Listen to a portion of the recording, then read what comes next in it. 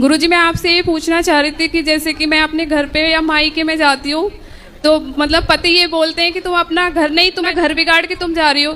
जैसे कि शादी होती है, कोई त्योहार होता है, उस पर मैं तब भी यही बात बोलते हैं। कहाँ जाती हो आप? अपने मायके जैसे मैं जाती हूँ। तो महीने में कितनी बार चली जाती हो मायके? मतलब 2-3 महीने में मैं जो भी मतलब प्रोग्राम होता है या कोई शादी होती है तभी मैं जाती हूँ। तो आपके मायके में हर 3 महीने में शादी होती है? बड़ा हरामी हो बेटा। नहीं, मतलब जैसे कुछ काम होता है या शादी होती है, त्योहार होते हैं, तब मैं जाती हूँ। तो त्योहार मायके में मनाती हो, कभी पति के साथ ससुराल में भी मनाओ, त्योहार तो यहाँ भी रहता होगा ना? नहीं। गुरुजी, हम ये पूछना चाहते हैं कि हम करते तो सभी के साथ अच्छा है, लेकिन उसका रिजल्ट उल्टा मिलता है एकदम। तो आप अच्छा रिजल्ट चाहती हो? हाँ। क्यों? अब अच्छा करेंगे तो अच्छा ही मिलना चाहिए। पता चला आपने कोई भी काम किया कि आपके साथ अच्छा कर रहे हैं, मजा नहीं आ रहा है। जब आप अच्छा करो तो अच्छा करो, चाहो मत। और आपने ये कैसे मान लिया कि आपने अच्छा किया? आप किसी के साथ अच्छा नहीं करती हो मेरी माँ। आपको भगवान ने अक्ल दी है, भगवान आपसे कुछ अच्छा करवा रहे हैं तो समझ लो कि भगवान हमसे कुछ अच्छा करा रहे हैं। हम क्या है करने लायक? अब परिणाम, हमने अच्छा किया है तो भगवान हमारे साथ अच्छा करेंगे, सामने वाला थोड़ी अच्छा करेगा। आप अपने संस्कारों के हिसाब से काम करते हैं, सामने वाला अपने संस्कारों के हिसाब से काम करता है। जरूरी थोड़ी है आम के पेड़ पर पत्थर फेंक के जाते हैं, पर आम किसी पे पत्थर नहीं फेंकता, वो तो फल देता है। तो पत्थर फेंकने के संस्कार हमारे हैं, उसके संस्कार हैं फल देने के। आप सबके साथ अच्छा करो, भगवान आपके साथ अच्छा करेंगे। और आप ये मत कहो कि मैंने अच्छा किया, भगवान ने हमें निमित्त बनाया है कुछ अच्छा करने के लिए, तो भगवान हमसे करा रहे हैं। बाकी हम कौन होते हैं कुछ करने वाले? हम करते हैं, ये अभिमान मिटा दो। गुरुजी, एक बात और पूछना चाहते हैं कि हमारे जो हस्बैंड है वो करते तो बहुत मेहनत है और पैसा भी आता है, लेकिन रुकता नहीं है, इसका क्या कारण है? कोई उपाय हो तो आप बताइए। उस रुकेगा, मेहनत करो, खर्चे कम करो। देखो कहाँ फिजूल के खर्चे हो रहे। मैया ठीक हो? सही हो मेरी माँ? व्यर्थ के खर्चे बंद करो, अपने आप पैसा बचेगा। तो नमन करता हूँ और आपके चरणों को चरण स्पर्श करता हूँ। खुश रहिए। मैं तो एक दुखी इंसान हूँ, तो दुखी इंसान की तकलीफ समझ सकता हूँ। क्या बात है सर, क्या बात है सर, क्या बात, ये बात है। क्या दुख है आपको? मेरे को लीवर की प्रॉब्लम है। लीवर? खाना हजम नहीं होता है, एसिडिटी इतना ज़्यादा बनता है कि मैं मौत की दुआ मांगने लग जाता हूँ। और आपकी कथा मेरे सामने चलती थी, फिर भी मैं तो लीवर की दिक्कत क्यों हो गई आपको? कोई नशा करते? नहीं, मेरे को डेंगू हुआ था 2021 में अक्टूबर महीने में, वो जब बहुत चल रहा था। 70 इंजेक्शन लगे मुझे। वाह क्या सीन है। और उसके बाद मेरा ये अंग्रेजी गोली दवाई की वजह से तक मैं पहले हेल्थ में भी था, लेकिन फिर समय ऐसा बदला, मेरे को भी समझ में नहीं आया कि क्या हो रहा है। और अब 2 साल के बाद मतलब सब जगह देवता वगैरह सब घूम गए, कोई कोई बोले, कोई कुछ बोले, लेकिन अपने मन में था कि मैं केवल महाकाल को मानता है कि अकाल मृत्यु वो मरे जो काम करे चंडाल का, काल भी उसका क्या बिगाड़े जो भक्त हो महाकाल का। जी गुरु जी, तो मैं ये कहना चाहता हूँ कि मुझे इतना दुख क्यों मिला, जबकि मैं सबका अच्छा सोचता हूँ। फिर भी आपने अभी अच्छा सोचा ना सबका, तो आपका आगे अच्छा होगा। जो पिछले जन्म में हमसे कोई गलत कार्य होता है, ना चाह कर भी, जाने अनजाने में, वो सजा हमें मिलती ही मिलती है। भीष्म पितामह को बाणों की सैया मिली तो कोई इसी जन्म का थोड़ी पाप था। पिछले किसी जन्म में एक सांप को कांटों के ढेर में फेंक दिया पितामह ने, किसी जन्म में। उसका दंड इस जन्म में मिला कि बाणों की सैया पर उन्हें लेटना पड़ा। तो ये किसी ना किसी जन्म का प्रारब्ध है जो भोगना ही पड़ता है। इसलिए आप देखो, सारे डॉक्टरों को दिखा लिया?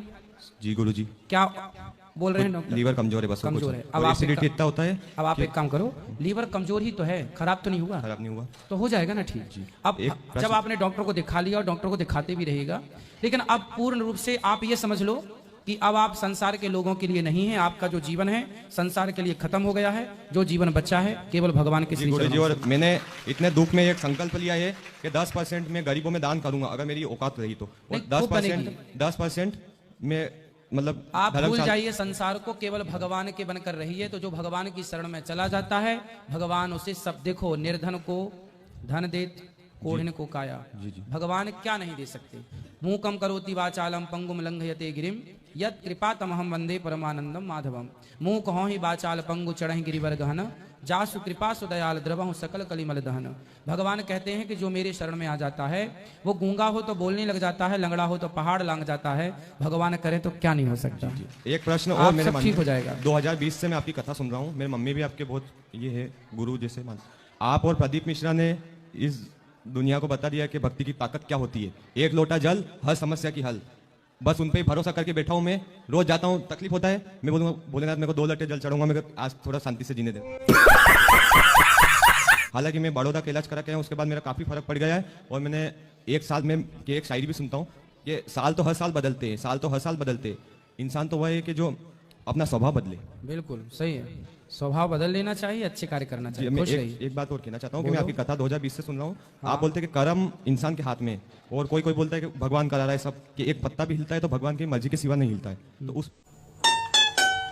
मुझे क्लियर बता दें।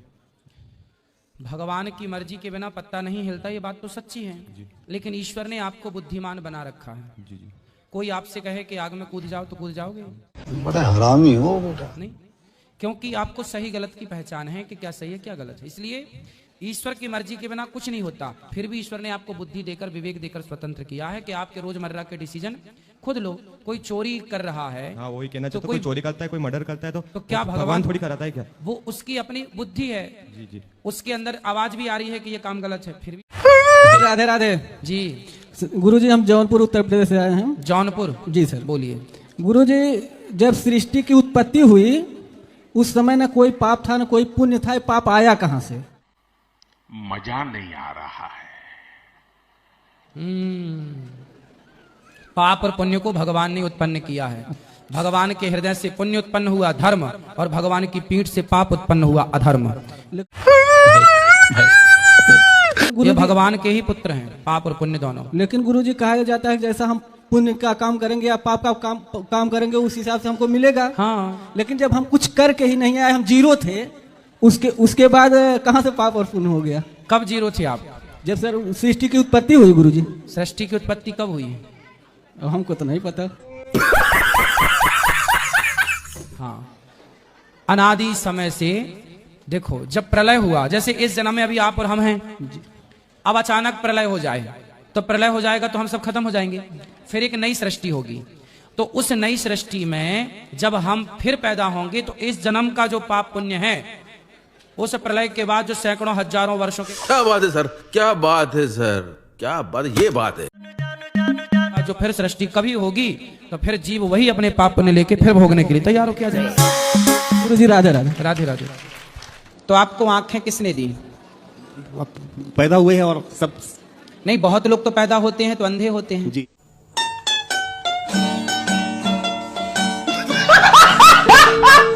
पर आप तो अंधे नहीं हैं। जी। आंखें हैं। जी। आप बता सकते हैं कि आपको आंखें किसने दी? ये सब भगवान की देन है। तो आप तो कह रहे हैं कि भगवान नहीं है। मुझे ऐसा लगता है। तो आपके लगने से क्या होता है? जी जी। छोटे बच्चे को लगता है कि माँ बाप गलत हैं, हमें खेलने से रोकते हैं। जी। छोटे बच्चे को जब आप रोकेंगे खेलने से, मोबाइल चलाने से, तो बच्चे को तो यही लगेगा मेरे माँ बाप कितने गलत हैं, बताओ मुझे मोबाइल नहीं चलाने दे रहे हैं।